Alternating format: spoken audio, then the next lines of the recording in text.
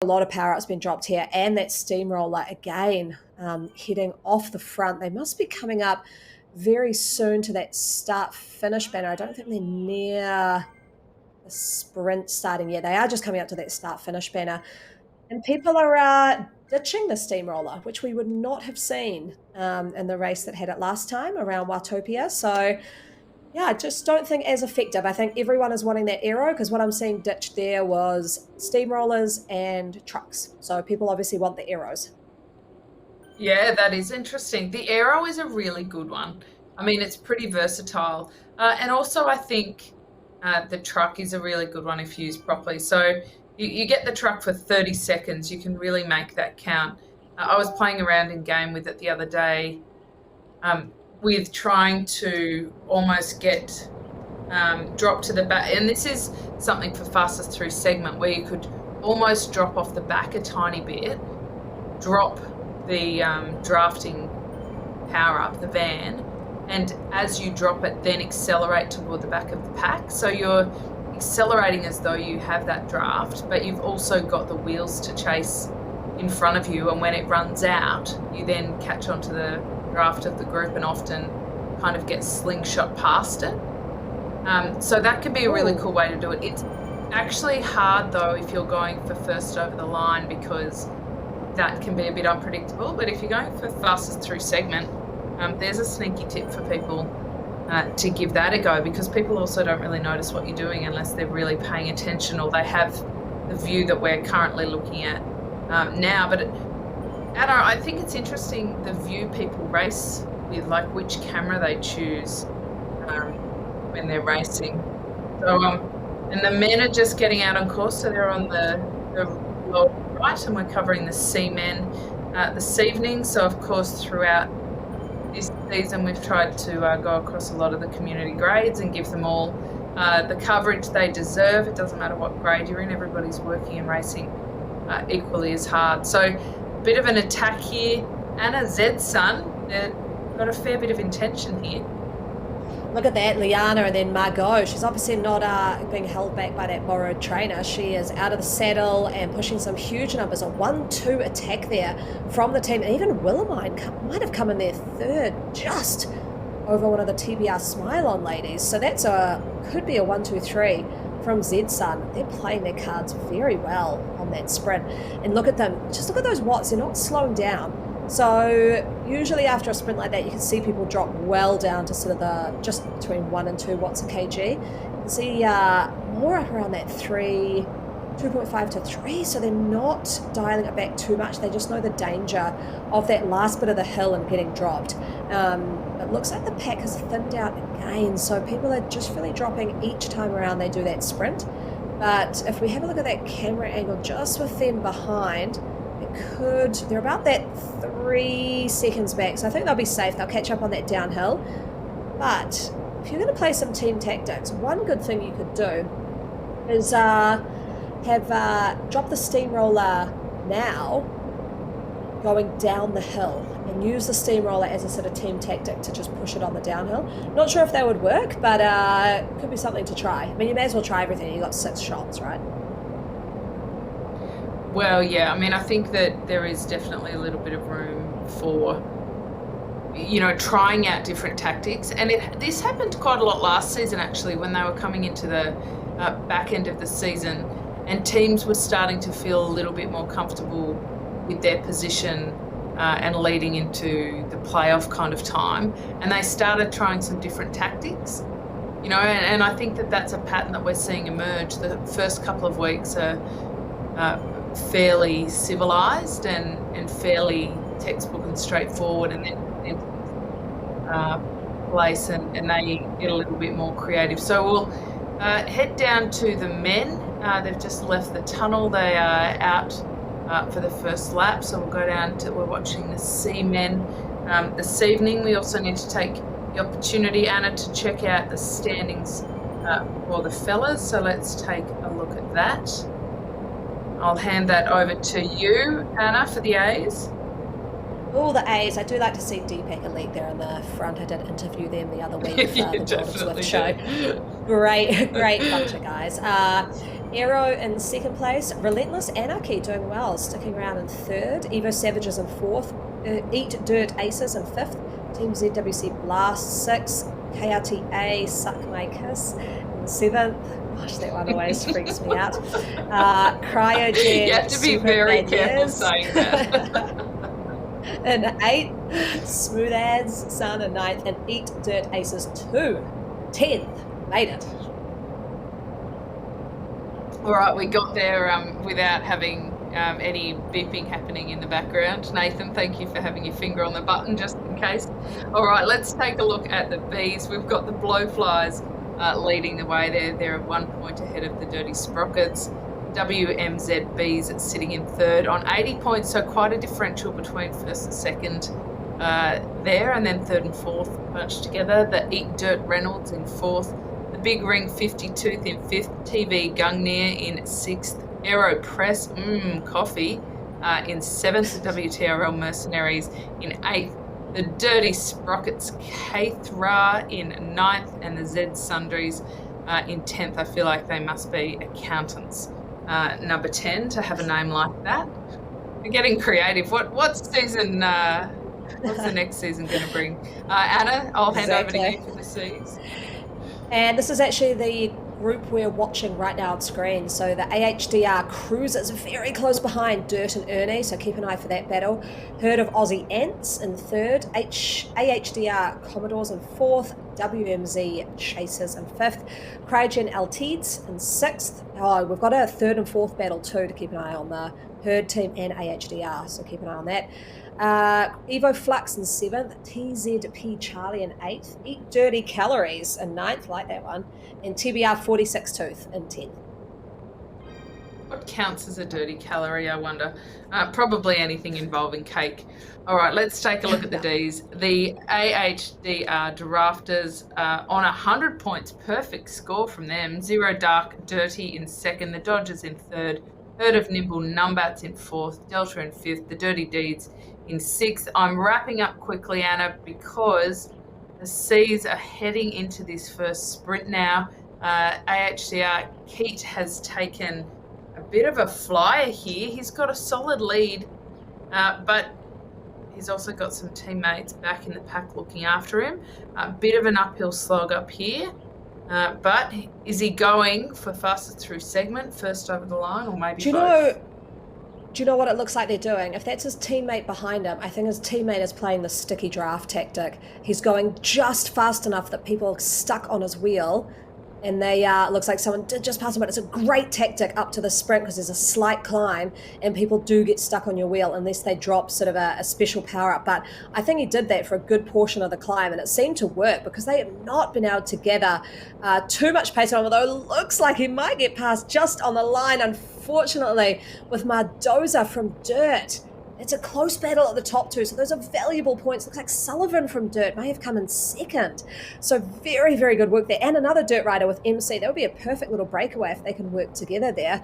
But amazing. I thought AHDR played some great tactics there, but it looks like Dirt just had that firepower right at the end.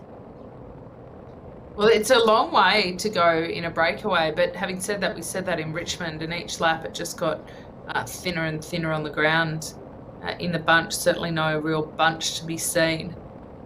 So it's a tried and tested tactic, but with the cobbles, it just isn't quite as easy. There is, as you explained with your whiteboard explanation, there is a bit more of a rolling resistance along there, so you do have to put a few more watts out to keep that speed up, which also means that when the road does turn down, you don't accelerate quite as quickly and get that momentum as well. So they'll want to form a nice group here, and if they've got any tired legs from that sprint, make sure they can get a bit of recovery. Getting a good wheel and getting into that draft is definitely the best way to do that. I mean, one other tactic I wonder is just have the group catch up on this downhill, because they're more than likely going to catch up just because of the momentum and, you know, group dynamics in Zwift. But what you could do potentially is if that group catches up after the downhill, so more on the flat portion before you head into the tunnel, could you just perform a little attack as soon as they've got back on? So recover on the downhill, then hit the tunnel, and then boom, attack as soon as people think they're in safety. I always think that's a really brutal thing you see in real life racing, is someone's just done all this work to bridge the gap, and then as soon as they get on that wheel and think they're going to be able to relax, that person attacks and they're kind of just totally blown apart. I wonder if that is something you could try on this course as well. I do think it lends itself to it after this sort of long downhill section. Yeah, I think that's a brilliant tactic, actually. I mean, if anything, it just takes a bit of mental fortitude, because you don't generally get the best result from an attack unless you're hurting a little bit already. Because when everybody's rolling along, anybody can attack, but they're not the ones that stick quite as much as when everybody's hurting and you do get that moment of hesitation. And when you do get that group rejoining, as you said, Anna, that is the moment where they hesitate. I mean, we've all done it, right? We've gotten back on that wheel and literally sat up and taken a very deep, big breath, knowing and counting on a little bit of recovery. So we're back to the women now, because they're about to head into another sprint. We can see them on the big screen there, Anna, getting into it. And it is Zed's son who seem motivated now. We're watching Willemijn de Roo. She's been a pretty strong performer the last couple of weeks. In fact, the last couple of seasons, really. She keeps popping up. So she's leading the pace at the moment, up over 4 watts per kg. So they're certainly moving along at this point, even if their speed doesn't necessarily reflect the effort that is going in. Yeah, it'll be interesting kind of coming into the sprint here, how tired people are getting. This is definitely a select bunch now.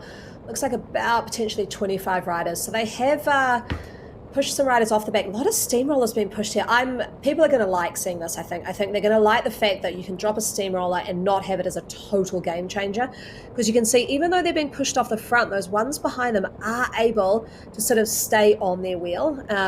We do have Willemijn here with Lena from Zedsun. So Zedsun, again, looks almost like the same three, with Liana pushing off the front, then Margot coming in behind, and then Willemijn coming in third, hitting the sprint now. I mean, they're just miles ahead. Who's behind them? A couple of TBR riders. But yeah, Zedsun has definitely come out to party on the Champs-Élysées. Lap number 3. That's a great graphic, actually, to see where we're at, because sometimes you get a bit confused on these very short sort of, not crit style courses, but sort of lapped sprint courses. But lap number 3, we're in now, and wow, that's a huge domination by Zedsun. Yeah, and it's going fast, isn't it? We're kind of getting used to the longer races that are happening this season. We've had a few longer ones, which have certainly tested some legs, but less than 30k tonight. So I feel like that might feel like a little bit of a holiday for some of them compared to what last year had to offer, but also very intense because there's certainly nobody that's intimidated by it doesn't appear anyway, Anna, that there's anybody too intimidated by the distance or the course today. So they're not starting with any hesitation at all. Pretty good tactic by Zedsun.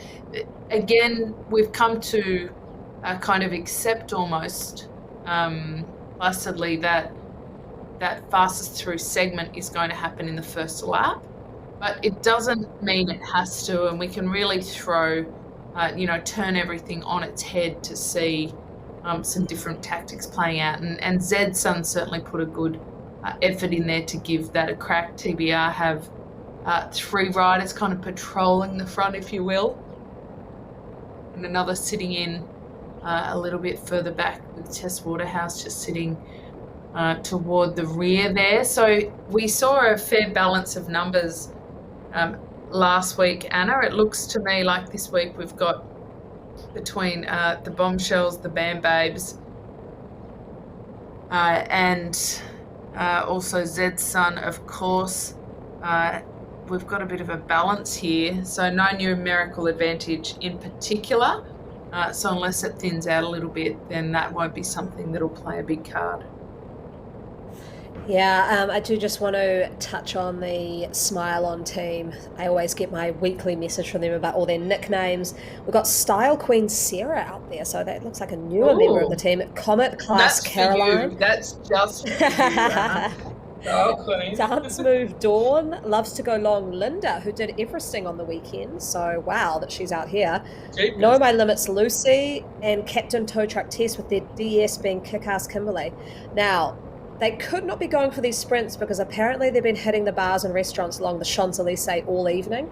So it could just be that the avatars are wobbling around the road a little bit as opposed to, keeping the mind on the task and going for those sprints. So maybe here for a bit more of a party than a points grab. Oh, look, can you blame them? It's Paris. And we've been forbidden from going overseas for so long now, Anna, that I think everybody's dreaming a little bit about what a party on the Champs-Elysees might actually look like. So they're coming up to the next start-finish line and go through that. We'll head down to the men now as the women loop around for another lap on course. So less than an hour expected tonight. So we're just entering lap 2 for the fellas here. They've also got 6 laps out, so they're heading on to race 2. But again, it's less than 30k for them, or just over 30k. Sorry for them, but whose name I'm seeing popping up on screen is Gigante. Looks like Sarah Gigante's father is out on course, if I'm not mistaken. So great to see him out there. We are in the C category, and I think that is the category he's racing in. So great to see Sarah Gigante's father out there. So maybe we can get eyes on him at some point and see what he's wearing and how he's going. But he's obviously made the front pack. So like father, like daughter, I guess. Yes, and he used to have an actual name, but he kind of lost that with Sarah's amazing results, and he shall now be known as Sarah Gigante's father, or Papa Gigante, we can call him. And of course, another shout out to Sarah, because we know she's rehabbing from some pretty tough injuries. So sending all our best to you, Sarah, for a full recovery. And, perhaps Papa Gigante is now Zwifting to try and pick up. Look at this. He must be listening. He's getting motivated by our shout-outs. Oh, out of the seat, opening Papa. up. Let's go. This is actually, he might make it across here good. To Keat. He's moving along here. This is a pretty good move. He's opened up a gap immediately of a second that's growing to 2 a couple of wheels back. If he can keep this going through the finish line, it will cause a whole lot of trouble.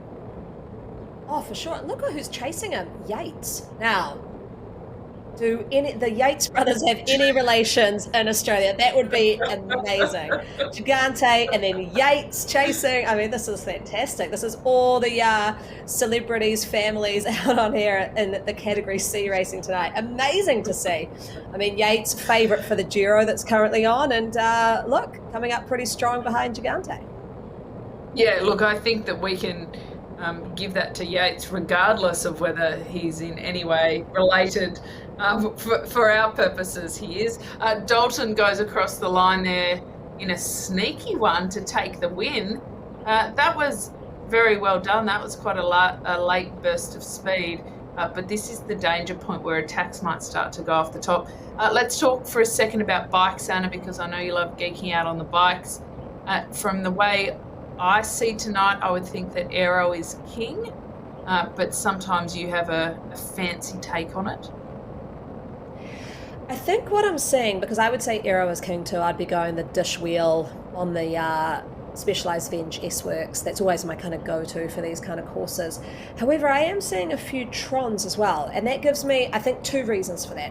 One is they're not at the right Zwift level for the disc yet, which I think you have to be sort of late 30s for the most basic zip disc. And they've just climbed that 50,000 meters required for the Tron, but not quite at the right level. Or they believe that the Tron's rolling resistance, which we did geek out on a bit earlier, is perhaps a bit better than the disc wheel. So the Tron does have very good CRR ratings, the coefficient of rolling resistance. So potentially that's why people have picked it too. But I almost tend to go with the number one, that they're just not at the right level yet to have a disc.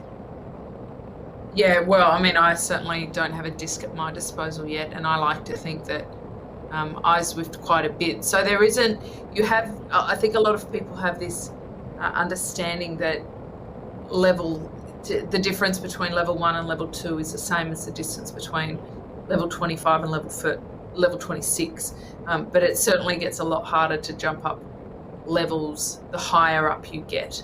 And so we still have some pretty experienced Zwifters who aren't necessarily on those high levels and don't have access to the gear. We saw it quite a lot actually last week in America West, Anna, where some of the riders who were just riding out of sight, and Dave Toll and I were getting quite excited thinking that we might be seeing some of the real talent of the World Tour in the future with some of the younger riders, but they were actually only level 18 or 19 Zwift. So, they were relative newbies when it came to that and therefore didn't have access to all the equipment. So we're back on the women now. They're heading out for lap 4 of 6. And there's still a pretty big bunch. In fact, this is a bigger bunch than what we usually see at this point in any of the races, with a few chasing behind as well. It seems to be, to me, like nobody's really that keen to be the one that does what is perhaps on this course, I'll put it out there, maybe a bit of a suicide attack, because it is a pretty tough course to stay away on. Yeah, I mean, I don't want to give too much away because I have put some tactics out to the team to try tomorrow, but I think there's some pretty cool stuff that you could do on this course when you've got teammates in that front group, like we see there with Zed Sun, like we see with the TBR Smile On group. I will actually touch on it a little bit though, because it was in a little podcast I heard talking about the quick step strategies that they're potentially using in the Giro at the moment, and they call it the attacker defender strategy. So I'm sure you know all about this, Katie, but as I'm new to road cycling, I was like, that's quite interesting. So they'd have an attacker like Remco Evenepoel who just goes and does crazy stuff and people will chase him because, he's really good and could be a GC contender. And then they keep Almeida as the defender of the jersey, so making sure they just stay safe. So you could do that with this kind of a team. Maybe we see that here we've got a rider going off the front, they're the attacker, and then you've got someone just behind who isn't going to burn their matches because it's risky going as the attacker. You could easily burn too many and then drop off and kind of be a bit out of contention. But you could kind of run almost a 2-team strategy there when you've got enough riders in the front, like some of these teams do. Yeah, it's a really good strategy. And like we were discussing earlier, that some of these teams are clearly kind of evolving as they go through this season and being willing to be a little bit braver. They're also really getting to know what all of their teammates' real capabilities and strengths are. So they've just hit this sprint now. Remember, only 150 metres, 10 to 15 seconds. So it's over nearly as fast as it begins. Liana from Zed Sun coming in second there behind Carolina Strasser, the TBR Smile On rider who was super zippy last week. We saw some great riding for her, and it looked like we also had Lucy coming over in third, Lucy Isdale. She might have come over in third or fourth. We'll have to wait to the breakdown. We'll see if we can get a replay and have a look at that. But TBR Smile On certainly going after quite aggressively after these sprints and doing a pretty good job. It almost seems as though Zed Sun are sprinting or TBR are sprinting, but this is the first one that we're really getting a mix of those numbers. So this will start to get quite interesting as they come down to the final laps. So again, they're on lap 4 of 6. So let's take a look at this replay. We've got Strasser in front in the distinctive green colours. Let's go back a little ways to see what happens here. Margot from Zed Sun, we can see that she obviously moved up quite a lot there. But let's take a look. So it's good. How good is this technology, Anna, that we can kind of rewind That's amazing. Like this and break Our it producer's down just bit by amazing. bit. Yeah. Yeah, fantastic. There we go. So it looks like Strasser, like you said, first, Liana second, Bam Bames third. So where's the rest of the Z Sun? Willemine and Margot about 2 seconds back. So Liana went over second, but yeah, Zedson obviously didn't contest that as much. Maybe saving their legs now they're on the sort of nearing the penultimate lap, saving their legs for some spicy fireworks later. And you can see that immediately a steamroller dropped in that capacity that I talked about. Drop it to catch up if you have been dropped across that sprint. Great way to sort of put out not too much energy, but bridge that gap. And what I thought was interesting, which we could see very clearly on that back and forth, so thank you, Nathan, our producer, for doing that for us, is how quickly those positions changed after the line, to the point that we were actually quite off in what we thought may have happened based on where they were sitting 10 metres after the line. So those who did sprint sat up fairly rapidly, and the ones who were building some speed, they caught very quickly. But, you know, Anna, nobody really seems to have the appetite to go on the march today, which is something quite different to what we've seen in the last few weeks where it's been really aggressive. But once again, they're in quite a tight pack, quite a tight blob, and everybody's getting a little bit of recovery. Yeah, you've got to say that fortune favours the brave, though. I'm always wanting to see some exciting stuff going on, some early attacks. You know, I don't know if you watched the Giro today, but was it Taco who went off, had a huge attack, and then just was putting out the huge effort to have the bunch not catch him. Got there in the end, first stage win. So again, fortune favours the brave. Just go for it. You know, what do you got to lose? Especially here, you know, we're not on pro contracts. Well, I don't know any of these riders that are. Just, you know, do some crazy stuff. If you've got 4 people from your team in the front group, just do something, you know, because you're probably going to do pretty well at the end just with that many by sheer numbers. So you may as well have some fireworks, as we're seeing maybe a little bit of that with Scylla here from Dirt and Ernie pushing very quickly off the front. Interesting setup there, a sort of a deep dish combo. It's like the Envies maybe, or the DT Swiss wheels. Another rider coming through from behind this AHDR Cruiser. So there's a tight battle there, dropping those steamrollers. We'll see if that makes a difference for Scylla, who just got dropped. A little bit too much of an early attack. Looks like AHDR Right will be coming through as well. A pretty tight sprint here. No one's really opening up big time. That was an early time to drop those steamrollers as well. I would have thought potentially a bit more on the uphill, because we know that the drag is more uphill. So better to drop those steamrollers up the climb, but definitely not as much of an impact. You can just see there that dirt rider, looks like Sullivan, getting on the back, and he could be in for the win here, pushing pretty hard coming up to that sprint. Yeah, the steamroller seems like a little bit of a doozy this evening. It feels like people aren't getting quite the impact that they want from it. Look, in saying that, we're seeing Sullivan off the front using it, but I think that's probably more a function of how good his legs are. And Wright, it has moved up very quickly to be on his wheel. Will he sit there? Will he try and jump around? But Dalton, he is moving quick. He's dropped that power up at just the perfect time. Anna, he's leaving it late to get over the top, but he'll do it easily. Wright will take out the sprint. Dalton, pardon me, will take out the sprint ahead of Sullivan and his teammate Wright. So Cruisers 1 and 3, very good job for them. And they're picking up some solid points. They're looking like the team to beat out here tonight. Yeah, and it is close between AHDR and Dirt at the top of this category, the C category men here. So good to see AHDR come first and third, but then it looks like Dirt may have been second and fourth. So really tight battle between those two teams. Awesome to see.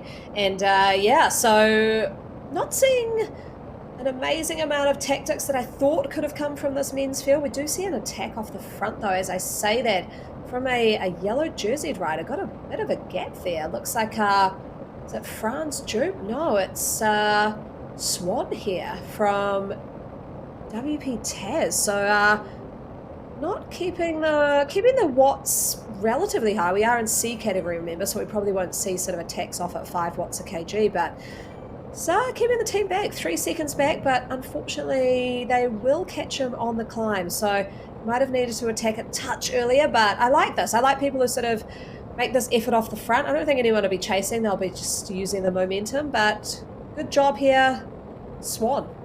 Like it. Well, like you said, fortune favours the brave. Swan is certainly on the march. A bit of a fashion watch for you, Anna. I'm not sure what you might think about Swan's outfit here. Of course, that is not the most important thing, and we urge him on his mission. But interesting get up. Although I just noticed that the Knicks do tie in with the jersey, so that's more civilized than perhaps I thought.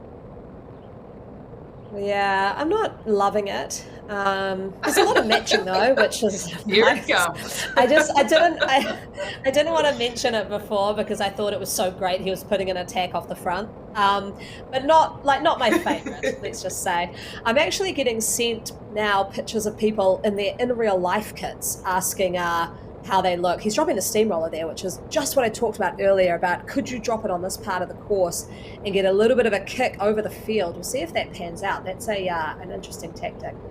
But yeah, I got sent yesterday a picture of someone in real life riding, asking if what I thought of their kit, and I marked them down because the color on the end of their shorts was a slightly different shade to the color of their socks. So yeah, they've gone back to the drawing board on that one. Yeah, you are definitely a hard taskmaster. Do you have a stamp that you use, like a great effort, 7 out of 10 kind of thing? If not, I think we need to get you one of those. We've flicked back to the women now. They are heading out on lap now 5 of 6. So certainly what we would call the business end of the race. It's not emerging any one favourite in particular tonight. Anna, it's quite a bit of a different flavour than we've seen in the past. Probably not unusual given the kind of course it is. But we're certainly seeing what I would call some more civilised powers through these sections. Under 3 watts per kilo, sitting quite comfortably in Richmond last week. A lot of the riders were averaging around 3.4, 3.5, which is a pretty big ask. Yeah, I think everyone's traumatized from last week, if I'm honest. It was really interesting seeing all the social media after the racing last week. It was absolutely brutal, probably is an understatement. So I think people look forward to this course and go, 6 laps of a almost flat course, let's roll around a little bit and have a bit of fun. And they all know each other by now. So this front group, I mean, we've seen all their names before, and they'll just know sort of, hey, who's a really good sprinter? Whose wheel should I jump on? Looks like Margot's going, okay, I'll jump on her wheel. I won't let her get off for an attack. That's when you've got to pick a teammate almost who's a bit unknown and just send them off the front. And hopefully they'll be able to get away. I mean, that's something these teams could try if they've got a few sort of new riders in their team. They are approaching the sprint now, coming up on lap 5. So this is the penultimate sprint. So we might see some people really motivated to get some points. We are seeing Strasser again there from TBR Smile on going off the front. Margot, Z-Sun right on her wheel, though I haven't seen power-ups been dropped yet, so they're leaving them quite late if they do have them. Waterhouse also just coming up onto Margot's wheel, and one of the Bam Babes team, great to see them dropping an arrow quite early. That's a short power up, so you almost want to drop it a little bit later, just because they're all going to start running out now. But look, Z-Sun again, Margot opening up to 11 watts a kg, Liana right on her wheel, Willemine with the steamroller. It's 1, 2, 3 again from Z-Sun. Obviously targeted that one, relaxed on the last lap and just went for it on this one. And Margot. I mean, when Margot in a category B can sprint at over 11 watts a kg, not many people are going to be able to stay on that wheel. No. I mean, so 10 or 15 seconds, because it sprints about 150 metres, so it's not too long. But often the timing of that power-up drop can make a massive impact. Not forgetting how difficult it often is. Unless you have one of those fancy special power-up buttons. You've got one of those, don't you, Anna? Where you can hit the power-up from your handlebar. That's all connected I can, but through. I do have the issue now that because I've turned my handlebars up so that it's more comfortable for riding, it's in a really, really awkward location. But yes, I do have one of those special power-up loaded in button things, which are really fun if anyone wants to use them. You can use them to do a whole bunch of things. You can change camera angles, tune into Discord. So yeah, quite a lot of fun, those little power up buttons. Yeah, well, I've noticed that with sweaty fingers sometimes, especially when you get out of your seat to sprint, which is the best way to do it. I think there's still a lot of people who feel very awkward accelerating on an indoor bike, so they're possibly not getting, really realizing their full potential in a sprint and their full power based on that, because of that uncomfortability. And it does feel different, certainly, from being on an outdoor bike. But if you have to somehow position your phone to hit the power up at exactly the right time and then be out of your seat and carry that momentum, there's a bit of a knack to it. Like you really need to have practiced it in some bunch rides prior to being out, because otherwise that timing can really make it or break it for you. Yeah, I actually, on indoor sprinting, Katie, I did have a question for you around if you're in a sort of a big gear, so you put in a big gear, you're obviously going to accelerate a bit slower to get over the gear, but once you're over the gear and you're sort of in full acceleration, you're going to be faster because you're pushing a bigger gear. Do you do that, or do you do the lower gear, which you can accelerate and get over top of very quickly, so you probably have a better jump, but then once you're at speed, you're kind of maxed out a little bit, like you're not going to be able to push as much as someone in a bigger gear? So which is the sort of better strategy there? Good question. The answer would really depend on the style of rider you are. So for a rider like me, I have quite a high max power, but I probably only have about a 5 to 7 second range where I can belt that out before it really starts to die off. So for me, I need to use that big gear and use my power to get on top of it, because then I'm moving at enough speed that I can then maintain that speed throughout, even if the power drops off a little bit. But if you're the kind of rider who can go for about 15 to 20 seconds, then that's a little bit of a different story, because you might not need that bigger gear to really get onto it. So full gas attack from Keith, he kind of did almost exactly what you were talking about, Anna, in terms of a slightly bigger gear and accelerating. He's got pretty low cadence. It's 74, 75 is not considered high at all. And he had a double power up there. So he had a double aero, which has really helped him maintain that speed, because again, his cadence is quite low. So we're also noticing as the road tips up that he's not changing gear. We can see that because his watts are increasing a little as his cadence is dropping, Anna.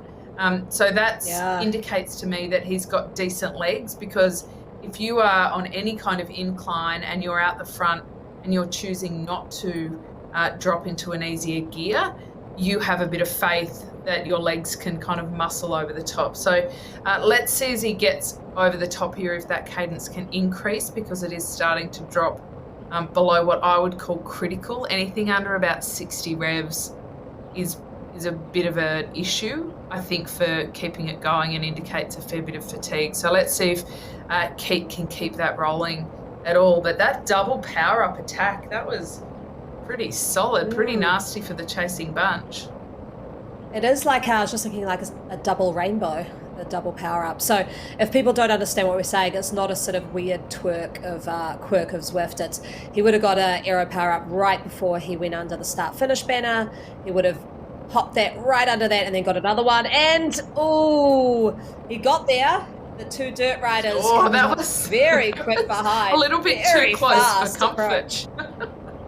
Oh, that was getting very quick, and his RPMs were down so low. He was grinding it out. But great job, those dirt riders. They were gathering a huge amount of points. But yeah, so double power up. He would have got it just before the start finish, dropped it, and then would have seen another one come in and pretty much dropped it again. So that made it an aero power up that lasted 30 seconds, which is very, very unassailable, really, for those chasing. So great job there. I haven't actually seen that done before. So I guess we don't really have often a sprint segment so close after a start-finish banner. So two banners very close together. Great use of a strategy there if people are watching and wondering what to do in their races coming up. That was an A strategy for a little breakaway to get first across line points. Yeah, that was a very good move actually, to try and capitalise on the start finish line power up, and then also through that. Isn't it interesting, Anna, how people are really using the power ups as a part of their strategy? Because it's always a bit of a gamble. You then need to do all this scenario planning, and one of them includes if you get the aero power up, or if you get the van. What do you do? Because they're different.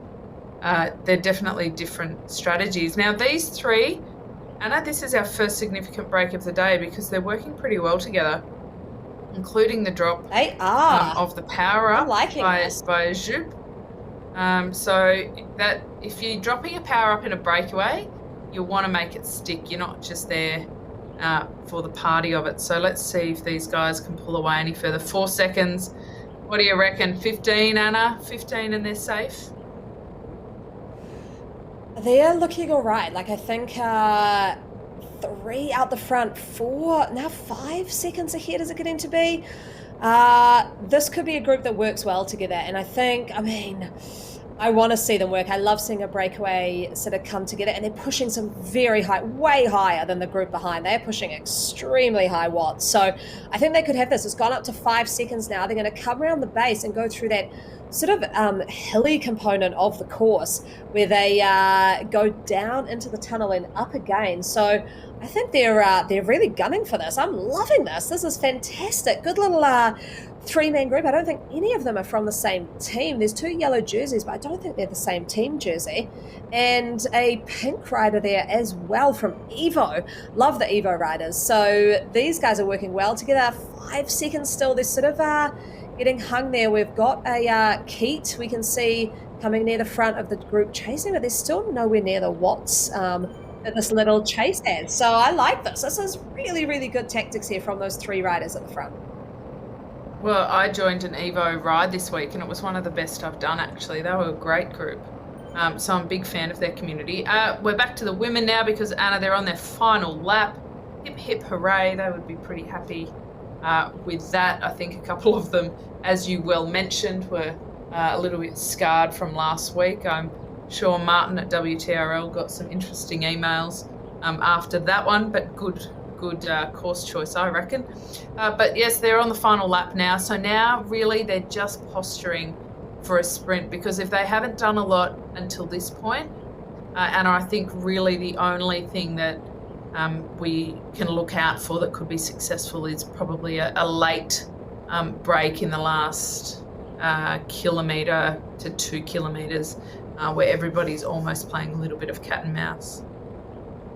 Yeah, I do just want to double check because we are following the C men, and I believe they're only a 4-lap race. So that 3-man breakaway that went off the front could have actually been a go for the win kind of a move. So we might just want to double check that, because I know that the C's and D's were riding a little bit shorter in this racing as opposed to the women, who are racing 6 laps.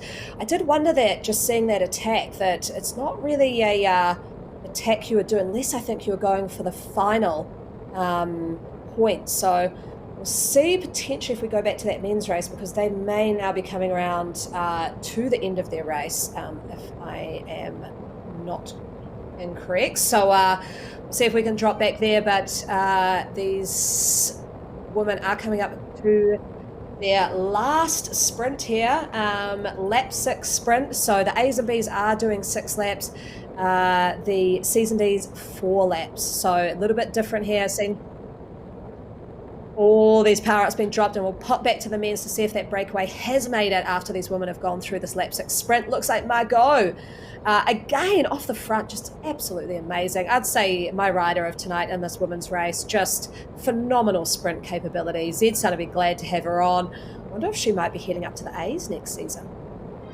Oh, and she's about to complete her Masters of Physio, so she probably knows very well how to look after any niggling injuries that come along. Shout out for the combined effort for the borrowed trainer this evening. I think that we can get some extra credit for the owner of the trainer too. You definitely claim that, right? If somebody won a race or won some sprints on your bike, or your equipment, you'd be saying it had something to do with it. All right, we're over with the fellas now. So In theory, they should only have 4 laps this evening. So they will be coming that not is too teammates. far from the finish now. They are 2 teammates here. They've got 1 kilometre to go. So Ruttersward here from MRR with Swan, I think, from the same team. Maybe Swan is just dropping off a little bit, though. We've got Franz Dupe here from Evo. He's in the pink. No, it looks like Swan is catching back up. Only 3 seconds back to the group behind. Keat, who we saw with that massive attack earlier, is pushing huge watts on the front. We're just wondering if they're going to get caught. Keat here has broken away from that group. Look at that. That is no longer Grupo Compacto. That is all split up on the road. This is so amazing to see who will come, I think, from this group of 3, unless Keat can bridge that gap. He hasn't brought the pack with him, which is very smart. He's riding for a different team, though, so he hasn't brought anyone with him. It's just maybe going to be these 4. Great finish to the men's C racing tonight. I really hope this breakaway makes it, because that, again, we've said it once, we've said it twice, fortune favours the brave. They came down that big hill. It got 2 seconds, 3 seconds over that group behind. Keat just on the wheel now. Now it's all about power-ups. Who has got the magic aero power-up? Oh, the brake is getting caught, but can a couple of people survive? Swan has hit out early, trying to hold off the chasers who are coming very fast behind him. Oh, and I think he will get hit on the line. Anna, you're right. Ruttersward just over the top. Swan, brilliant effort though. Shout out to you, because that was a very, very brave move and just perfect timing. He was very unlucky to not get that. We'll go and check that replay, because that was a little bit of a cracker. Oh, wow. That one. But they, Anna, wowee. Yeah, whether it was Swan or Rutterswald, they're both teammates. So great job there. That was amazing. They've come past that Evo rider. We see here Swan opening up, but you see Rutterswald must have come through incredibly fast. He's got a drafting power up, so he's just jumped into the draft there, accelerates at 13 watts a kg over Swan's 8. Look at that, over his teammate right on the line. That's a bike throw there, right? Oh, awesomely close. And you've got an AHDR rider right, just coming in 3rd. What a finish from Rutterswald. MRR team, fantastic. Man, one of the best finishes I've seen. Yeah, that was a great finish, and teammates too. Ruttersward, great drop of the power up, very well timed. Used that draft power up to really accelerate when he didn't have a wheel to sit on. So I think that was very well timed by then as well. We're back over to the women now. So let's take a look and see what's happening here. Fairly big bunch. We've got about 12 riders that will come in for this sprint finish. So Anna, it looks like they will just be prepping for a bunch sprint here, rather than any of those breakaways that we saw in the men's. And I've got to ask why. Why would the AHDR team here, who's in the purple, and also TBR in the green, not have tried to do something to get Margot out of this group, or to get away from it? Margot, hands down, she's sprinting at 11 watts a kg and over. She's massively going to have an advantage. So why would you still want her in the group? I mean, that's like dragging, give me a sprinter, Sam Bennett, or what's the new sprinter that Anna van der Breggen took to the line? Why would you want that person in your group? I just don't understand. You've got to do something. You've got to try and attack. Maybe we'll see something coming out of the tunnel, but right now, I mean, money's on Margot, right? Yeah, it's an interesting discussion, because it is quite a different seat where we're sitting, and we can look at it quite objectively and say, this is the best way to win. If you are up against someone like Margot, then you don't have a lot of chance of beating her. So what are you doing? You know, why aren't you even giving yourselves a shot to win? But in saying that, they may be, TBR, for example, they've accrued a whole lot of points in the early sprints. And Lucy Isdale, if she's fresh and she has had the chance to recover a little bit here after that brilliant first sprint and that could have been the fastest through segment based on how much she won by. She might be backing herself tonight because she's really been coming along as a sprinter, not just the physicality of it, but also her bunch positioning. And she's also been trying out, saw it last week and again this week, trying out different ways to sprint.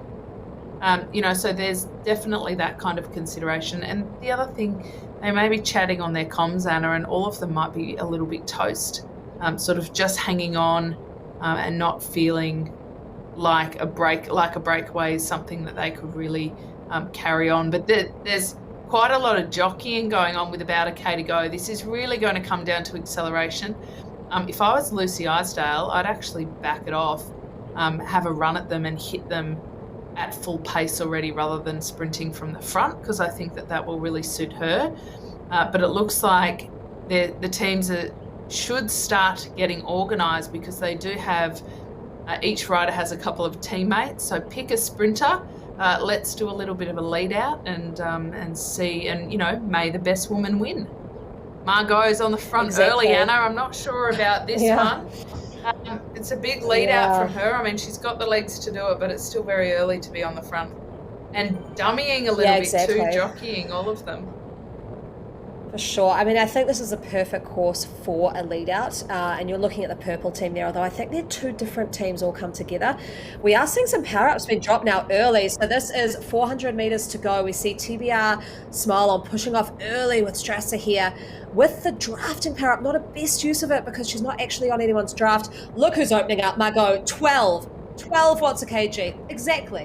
What did I say? She's going to come through and win. You've got Heidi behind her at 8.7. There's Aero power up, 12 watts a kg, gone burger. I mean, you needed to drop it earlier. Chapeau, Margot, fantastic work. But other strategies needed to happen there. You needed to get her out of the pack. I mean, she was going to win that. There was no chance for anyone else. No, you're Am I being too harsh? That was a pretty textbook. No, look, I think it was a pretty textbook sprint from her. Once she got out of the seat and accelerated with the good timing of that power up, that gap opened up so quickly. I was a little bit worried about her on the front when the others were kind of looking at her to be responsible for taking on that speed, but I think she's just too powerful. When she can hit 13 watts per kg, that's pretty difficult to beat no matter what. So very, very impressive ride from her. So let's take a look at this jump. She's 13.5 watts per kg. That is, I mean, look at how quick that gap opens up. That's, it's not only timing, it's also horsepower. Heidi Hunt is the only one who's able to shout out to Heidi. Even match it a little bit. Yeah, Heidi was dropping some great power numbers there, so shout out to Heidi as well. I mean, she gapped the rest of the field behind her too. Oh, she still looked like Band Babes there had a little dropout on her. There it goes. And the rest of them all together. So I actually are good there with a second and third. Looks like Zed-san got really pushed out the back there. So, I mean, I'm being too harsh there, but maybe the strategy of the other teams was they had the numbers. It was like, let's just get up to the front as close as we can. But yeah, Margarita just, I would have thought, I mean, how else you beat a sprinter like that? I would have thought with some numbers in the pack would be some kind of an early attack, like we saw actually in the men's race when they had the 4 laps and that group went off early. The 3 of them managed to actually, with those 3, still do 1-2, have a sprint at the end. So yeah, maybe something to think about. That kind of a course, if you've got a sprinter in your midst, drop them somewhere. yeah, get rid of them, and if you can't get rid of them, you should die trying. I think that's kind of what Anna, the message I'm hearing from you tonight, Anna. I'm impressed with Margot. I mean, I think we should still call her rap name M. Because I think she earned it tonight with that pretty hardcore sprint, but obviously very motivated based on the effort she made to even be out there tonight. So that shows a lot. I'm also pretty proud of the TBR Smile On ladies, because I think they gave it a bit of a crack with slightly different tactics. Didn't quite work for them in the end sprint, but they certainly accrued a lot of points along the way. So that was pretty impressive. In the men, that was the kind of finish we see at Milan San Remo, where they just get across the line. You're not sure. You're cringing because you can see the bunch coming in the background to that breakaway. But as you say, fortune favours the brave. It didn't quite work for Swan, but almost. Oh, yeah, that was amazing. I loved seeing that. It's a little three-man breakaway, two teammates and another one sort of hanging on there. And yeah, that was fantastic. But yeah, I think as well in the women's racing, I mean, like you said, the TBR team, maybe AHDRL, they had some different tactics around points. So when we see the results come up, it'll be interesting to see just sort of what that looks like, because that may make me sort of ease off on my saying that there should have been some early attacks, because they could have had a strategy around those first across line points that we had across 6 laps. So, big points course. Yeah. So, I'll give them the benefit of the doubt. Yeah, and I think that that's something we do have to think about, that it's not only first across the line. We've got those intermediate sprint points, because it's a points race, as well as the fastest through segment, and you can really hide in plain sight for those.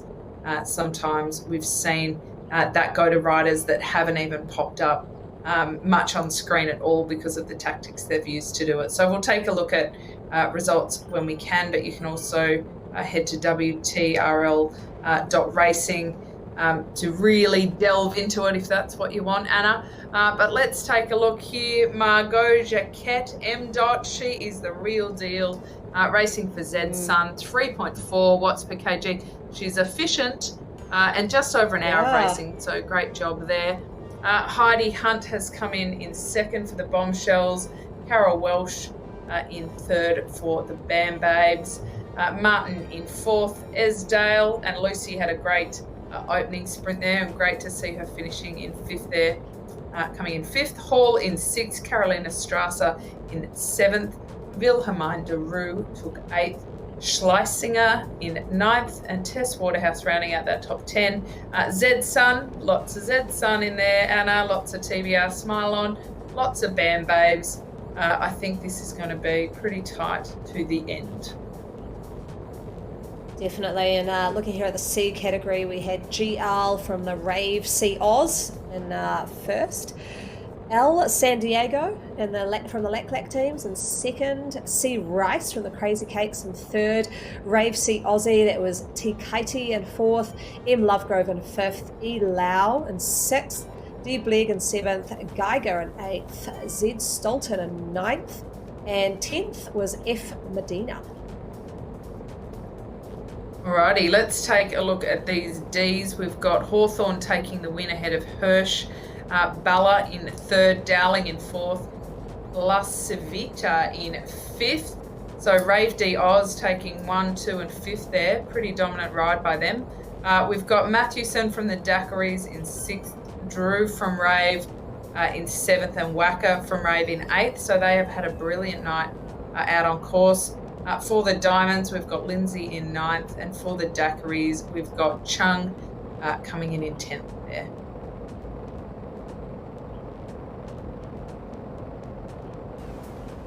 All right, we're just waiting a little bit to get those men's results in.